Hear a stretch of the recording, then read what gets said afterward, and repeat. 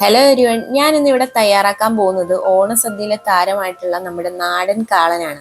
Video തുടങ്ങുന്നതിന് മുമ്പായിട്ട് എല്ലാവർക്കും ഓണം സീരീസിന്റെ 10ാമത്തെ എപ്പിസോഡിലേക്ക് സ്വാഗതം.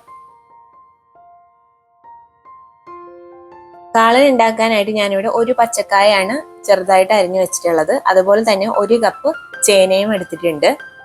ഇത് രണ്ടും നമുക്ക് കുക്കറിലേക്ക് ഇട്ട് കൊടുക്കാം.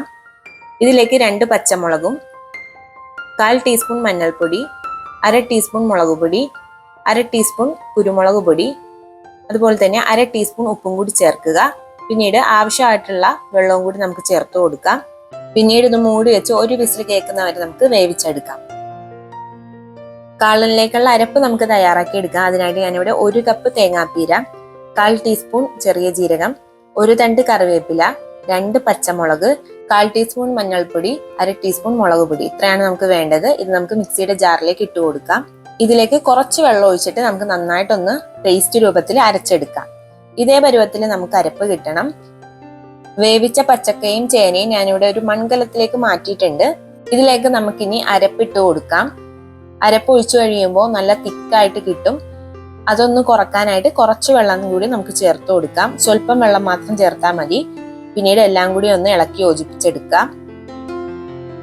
കാളൻ എന്ന് പറയുമ്പോൾ കുറച്ച് തിക്കായിട്ടായിരിക്കും ഇരിക്കുന്നത്.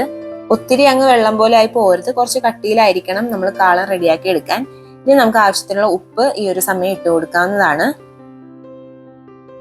അരപ്പിട്ട ശേഷം നമ്മൾ ഫ്ലെയിം സിമ്മിലായിരിക്കണം വെച്ചിരിക്കേണ്ടത്. അരപ്പ് തിളച്ചു പോവാണ്ട് നല്ല രീതിയിൽ നമ്മൾ ഇളക്കിക്കൊണ്ടേ ഇരിക്കുക. ആ ഒരു പച്ച ടേസ്റ്റ് പോയി കഴിയുമ്പോൾ നമുക്ക് അതിലേക്ക് തൈര് ചേർത്ത് കൊടുക്കാം. ഇനി ഇതിലേക്ക് പുളിക്ക് ആവശ്യമായിട്ടുള്ള തൈര് നമുക്ക് ഒഴിച്ചു കൊടുക്കാം. പുളി അധികം വേണ്ടവർക്ക് അധികം തൈര് ഒഴിക്കാവുന്നതാണ്, കുറച്ച് വേണ്ടവർക്ക് കുറച്ച് തൈര് ഒഴിക്കാവുന്നത്. അത് ഓരോരുത്തരുടെ ഇഷ്ടം പോലെ ചെയ്യാവുന്നതാണ്. തൈര് ഒഴിച്ച ശേഷം നമുക്ക് സ്റ്റൗ ഓഫ് ആക്കാവുന്നതാണ്.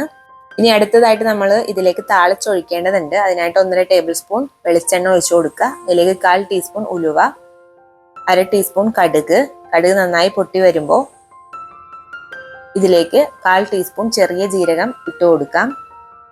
പിന്നീട് 3 വറ്റൽമുളക് പൊട്ടിച്ചിട്ട് കൊടുക്കാം. ഇനി ഇതിലേക്ക് 1 തണ്ട് കറിവേപ്പിലയും കൂടി ചേർക്കേണ്ടതുണ്ട്. വറ്റൽമുളക് ഒന്ന് ചൂടായ ശേഷം നമുക്ക് ഇതിലേക്ക് 1 തണ്ട് കറിവേപ്പില ഇട്ട് കൊടുക്കാം. പിന്നീട് നമ്മൾക്ക് കാളനിലേക്ക് ഈ താളിച്ചത് ഒഴിച്ചു കൊടുക്കാവുന്നതാണ്. അപ്പം നമ്മുടെ കറി ഇവിടെ റെഡി ആയിട്ടുണ്ട്. വളരെ ടേസ്റ്റിയാണ്. അപ്പോൾ നിങ്ങൾ ഈ ഒരു ഓണത്തിന് ഈ ഒരു കാളൻ എന്തായാലും റെഡിയാക്കി നോക്കുക. അപ്പോൾ നെക്സ്റ്റ് ഒരു ഓണം വിഭവമായിട്ട് കാണും വരെ ബൈ.